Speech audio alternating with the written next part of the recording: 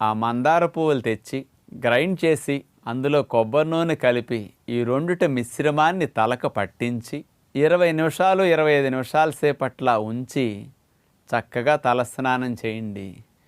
ఈ మందార పువ్వుల్లో ఉన్న మెడిసినల్ ప్రాపర్టీస్ తైలంతో కలిపి ఇట్లా మర్దన చేసి రాసేసరికి జుట్టు కుదుళ్ళకు పట్టి జుట్టు పైభాగాన ఉండే కలర్కి కూడా ఇట్లాంటి తైలం వల్ల మంచి గ్లోతో జుట్టు నిగనిగలాడుతూ ఇక ఊడిన జుట్టు రావటానికి, జుట్టు ఊడకుండా కొంత నివారించటానికి ఈ పద్ధతి చక్కగా ఉపయోగపడుతుంది.